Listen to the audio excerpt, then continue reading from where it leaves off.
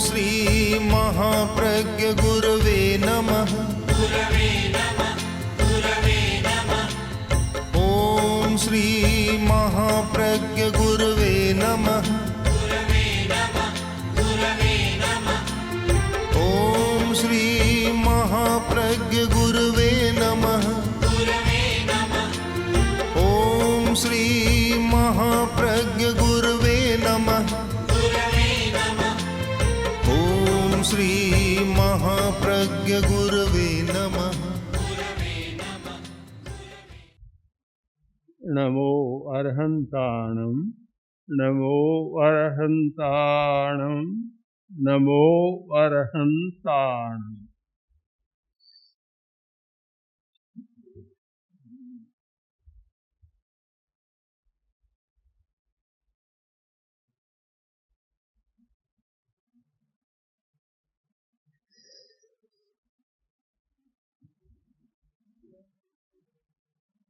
मेरे सामने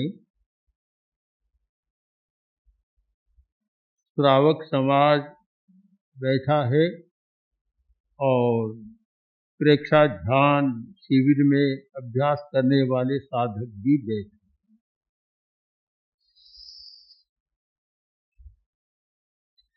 मैं व्यक्ति को देखता हूँ और समाज को भी देखता हूँ। दोनों को देखने के बाद, दोनों का अध्ययन करने के बाद और दोनों की समस्याओं को जानने के बाद जो विचार बनता है वह यह है कि व्यक्ति अपने आप अपने लिए एक समस्याओं का, दुखों का जाल बुन रहा है।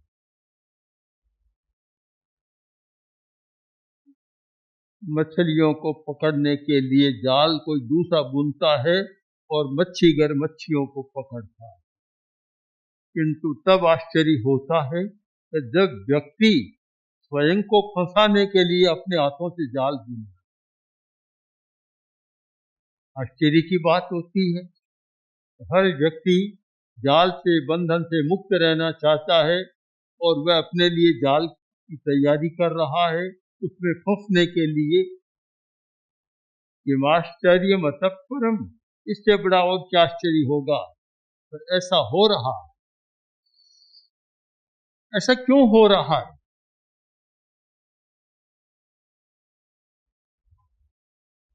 कि ये मोह के कारण हो रहा है। आचार्य सूत्र का एक बहुत सुंदर सूक्त है, कड़ेन मूढ़ो गुणों तंग करे। कड़ेन एक काम किया और समस्या बढ़ गई।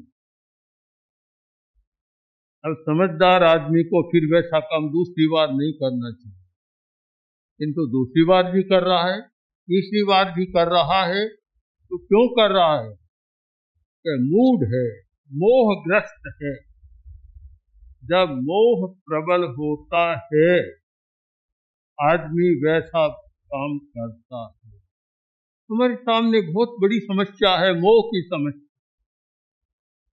मोह मूढ़ बना देता है, मूर्ख अलग होता है।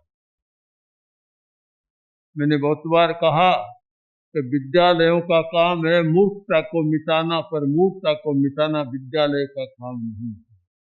अगर विद्यालय में मूर्खता और मूढ़ता दोनों मिटती तो समाज एक स्वर्गीय समाज होता, किंतु मूर्खता तो मिट गई, समझदारी बढ़ गई और समझदारी का उपयोग बड़ी दक्षता के साथ बैंक की डकैती कर सकते, बड़ी दक्षता के साथ भोले धन को काला धन बना सकते। तो समझदारी, एफिशिएंसी बढ़ गई, दक्षता बहुत बढ़ गई और उस चातुर्य का उपयोग अब बुराई के काम में होने लग गए। इसका कारण मूर्खता तो समाप्त हो गई, समझदार बन गए, पढ़े लिखे हो गए, पर मूढ़ता नहीं मिटी। जब तक ये मूढ़ता नहीं मिटती, व्यक्ति भी शांति से नहीं जी सकता और समाज भी शांति से नहीं जी सकता। बहुत सुंदर मर्म की वाणी है ये। कड़े ने मूढ़ो पुणो तंग करई, कि जानबूझ कर क्यों करता है? कोई आदमी जानबूझ कर दुखी बनना क्यों चाहता है, क्यों प्रयत्न करता है? कि ये उसके बस की बात नहीं, ये मूढ़ता के कारण, मोह के कारण ऐसा हो रहा है। और जब मोह होता है, मोह, तो विचित्र बात हो जाती है।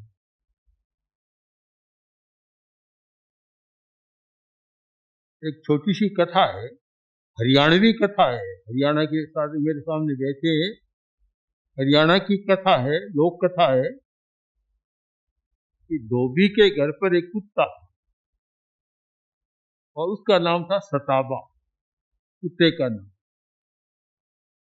एक दिन बाजार के उधर के गलियों के कुत्ते मिले 5-7 और घूमते घूमते उस धोबी के घर पहुंच गए जहां वह कुत्ता खड़ा था। देखा तो बहुत पतला दुबला है। उन्होंने पूछा, रे भैया क्या बात है, इतने थक गए हो, क्या रोटी नहीं मिलती? हाँ, कभी बात तो ही आज से रोटी नहीं मिली। रोटी नहीं मिलती है पूरी, तो फिर यहाँ क्यों खड़े आओ हमारे साथ? हम बंधे हुए नहीं है, हम तो जाते हैं घरों में, जहां भी मिलती है दबोच कर ले आते हैं। यहाँ क्यों खड़े हो?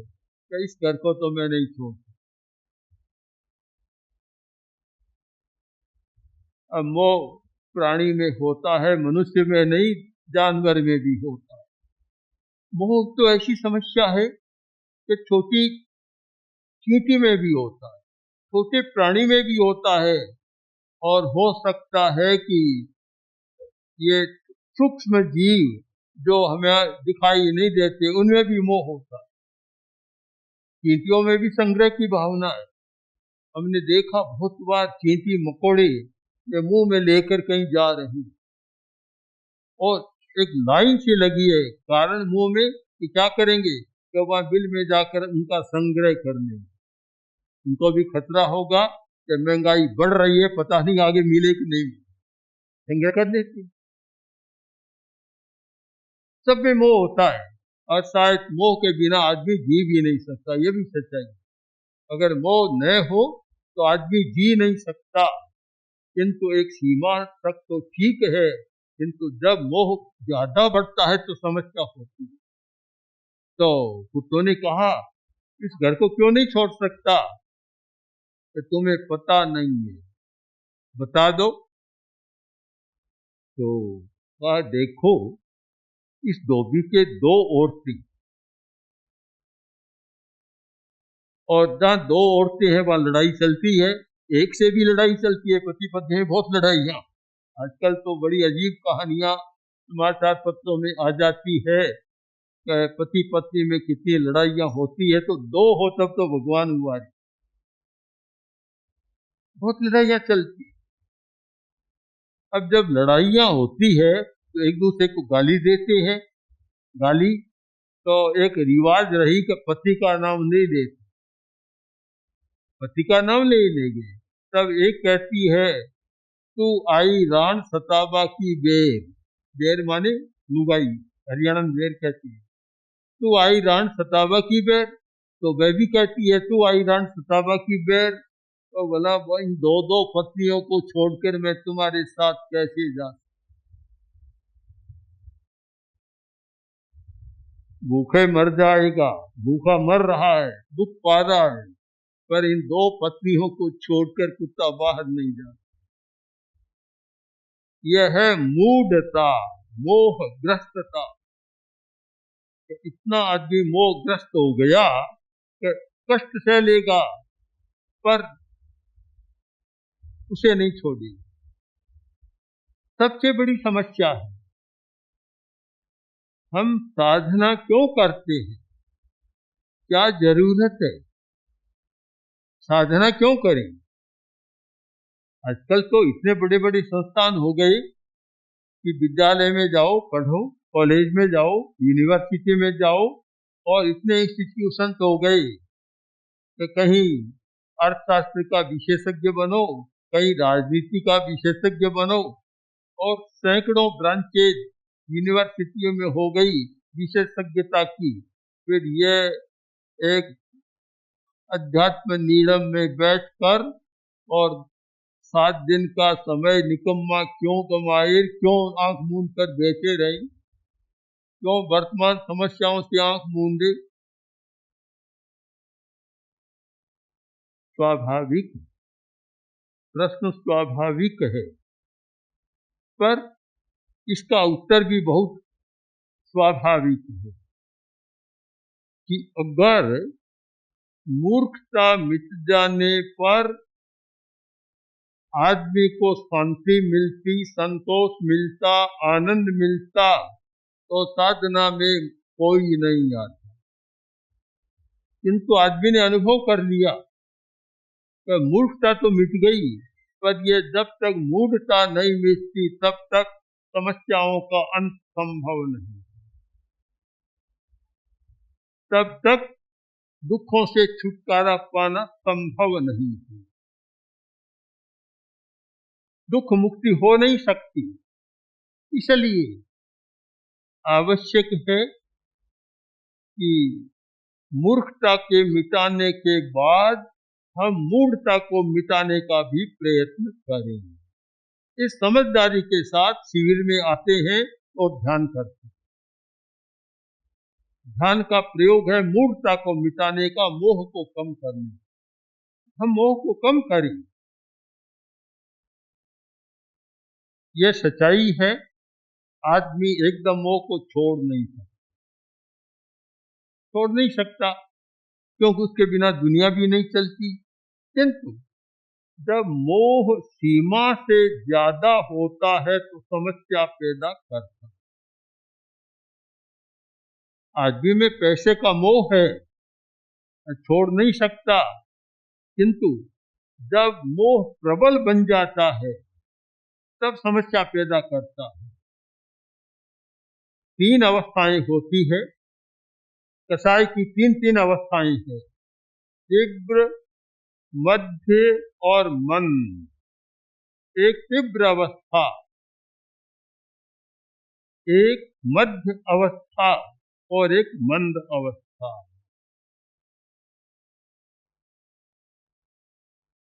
आगम साहित्य में अनेक प्रसंगों में उदाहरण के द्वारा, एक व्यावहारिक उदाहरण के द्वारा समझाया गया कि एक रेखा है चट्टान में एक लकीर मिट्टी में है, एक बालू में है, एक पानी में है। अब चट्टान की लकीर को मिटाना बहुत कठिन था। मिट्टी की लकीर को मिटाया जा सकता है, बहुत ज्यादा कठिन नहीं है। और बालू की तो बहुत सरल है, और पानी की लकीर तो बनीर मीठी। ये जो तीव्र अवस्था है मोह की, यह समस्या पैदा करती है, चाहे साधु हो चाहे गृहस्थ हो। तीव्र अवस्था जब आती है तो आदमी कड़ेन मूढ़ो पुणो तंग करेई, जानबूझकर दुख का जाल बुनता है अपने लिए, और मकड़ी अपने जाल में ही फंस जाती है। वह ऐसा प्रश्न होता है कि जानबूझकर ऐसा क्यों कर रहा। कोई आदमी जानबूझकर रेल के सामने क्यों सोता है? कोई दंड तो नहीं दिया सरकार ने, जानबूझकर सोता है और कट जाता है। जानबूझकर गले में फंदा क्यों डालता है? उसे फांसी की सजा तो न्यायालय ने नहीं दी है, कोई सजा नहीं मिली, फिर भी फांसी के फंदे लटक जाता है, जानबूझकर करता है। कोई आदमी जानबूझकर ऊपर से गिर जाता है, ये आत्महत्या क्यों करता है? एक तो हत्या का दंड मिले, फांसी का दंड न्यायालय दे, तब तो एक सरकार या पुलिस उसे करती है, अंजाम देती है। पर किसी ने दंड नहीं दिया। आत्महत्या करने वाले भी संसार में लाखों आदमी। तो प्रश्न होना चाहिए कि ऐसा क्यों करते हैं? जानबूझकर जहर क्यों पीता है आदमी? जानबूझकर ऐसा मरने का प्रयत्न क्यों करता है? मूढ़ता है, मूढ़ता मिटी नहीं। और वह मूढ़ता विक्षेप, दर्द पैदा करती। विक्षेप बहुत बड़ी समस्या है। चंचलता, विक्षेप, चंचलता, मन की चंचलता बहुत बड़ी समस्या है।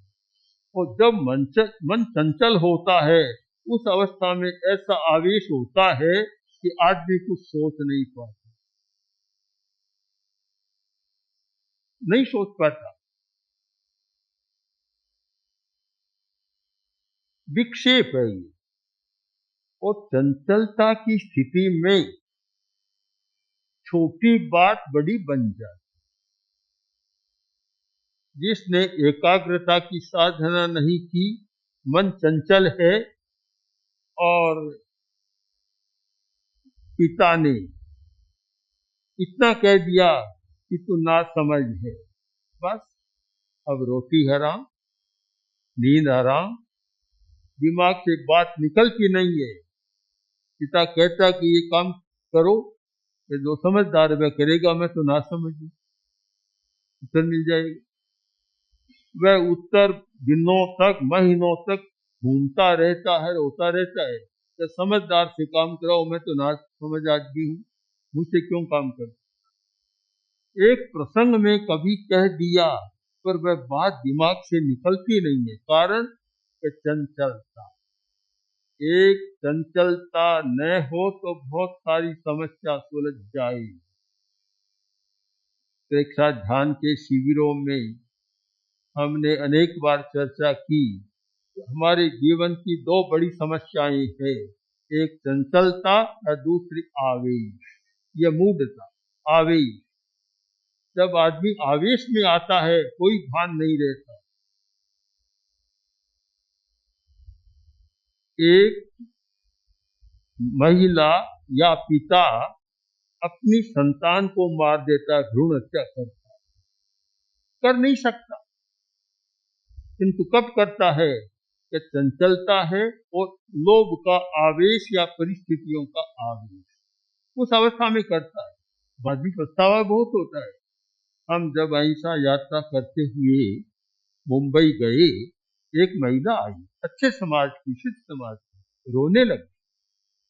मैंने पूछा, बहन बात क्या है, इतना क्यों रो रही, क्या हुआ? कोई बोली, क्या बताऊं, मुझे पता नहीं था कि यह भ्रूण हत्या इतना बड़ा पाप है। हमने कोई प्रवचन में कुछ कहा था, उसने सुना कि इतना बड़ा पाप है, मुझे पता नहीं था, और एक आवेश बस हमने कर दिया। अब क्या करूं? अब इतना पश्चाताप उसको हो रहा था। यह काम कोई भी आप देखिए, लड़ाई झगड़ा, गाली गलौज, हाथापाई, ये सारे आवेश के बिना नहीं, और आवेश चंचलता के बिना नहीं। जड़ में है चंचलता, चंचलता आवेश पैदा करती है। ये हमारी दो बड़ी समस्याएं हैं, चंचलता और आवेश। मैं तो सोचता हूं कि धार्मिक आदमी को अगर अच्छा धर्म करना है, धर्म की अच्छी साधना करना है, तो हर आदमी को अपनी चंचलता की मात्रा को कम करना चाहिए। मात्रा, अब ध्यान दें, चंचलता नहीं मिटेगी। चंचलता जरूरी भी है शरीर काम चलाने के लिए, किंतु मात्रा पर ध्यान दें। जब चंचलता की मात्रा ज्यादा बढ़ जाती है, तब समस्या पैदा होती है। यह पारा तो रोज ही रहता है।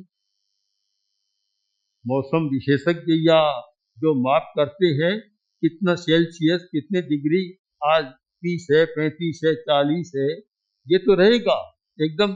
जब माइनस में जाएगा एकदम, और एकदम नीचे जाएगा जहाँ हिम ज्यादा है तो भी रहेगा। पर जब वे चाहे नीचे चाहे ऊपर मात्रा से ज्यादा होता है, 50, 60, 50, 55 तक चला जाता है, आदमी का जीना मुश्किल है। मात्रा पर हम ध्यान दें, हर चीज की मात्रा। जो व्यक्ति धर्म की साधना करता है उसे मात्रा शब्द को ठीक समझना चाहिए। और मात्रा का ही दूसरा शब्द है संयम। संयम, संयम को ठीक समझना चाहिए। वह मात्रा है और संयम को ठीक समझ ले, ठीक है। जहाँ मात्रा का विवेक नहीं रहता, असंयम बढ़ जाता है, वह समस्या पैदा होती है। पौराणिक यहाँ बहुत कहानियां हिंदुस्तान में चलती है। माइथोलॉजी, मिथ के बिना साहित्य भी अच्छा नहीं बनता, तो ये बहुत चलता है मिथ का। हम सिद्ध योगी आचार्य श्री महाप्रज्ञ से प्रेक्षा ध्यान का एक प्रयोग करें। आपको एक प्रयोग कराया जा रहे हैं श्वास प्रेक्षा का। 5 सेकंड में श्वास लेना है, 5 सेकंड भीतर रोकना है और 5 सेकंड रेचन करना है और 5 सेकंड बाहर रोकना है। इस प्रकार 20 सेकंड में एक श्वास। सावधान रहे, श्वास भरे, भीतर रोके, रेचन करे, बाहर रोके, श्वास भरे, भीतर रोके, रेचन करे, बाहर रोके, श्वास भरे, भीतर रोके, रेचन करे, बाहर रोके, श्वास भरे, भीतर रोके, रेचन करे, बाहर रोके, श्वास भरे, भीतर रोके, रेचन करे, बाहर रोके, श्वास भरे, भीतर रोके, रेचन करे, बाहर रोके, श्वास भरे। प्रयोग संपन्न। तो ये ध्यान के बहुत छोटे प्रयोग कराए हैं और इनका स्वयं बार बार अभ्यास करें तो एक अच्छा अभ्यास हो सकता है। ओम आत्मा।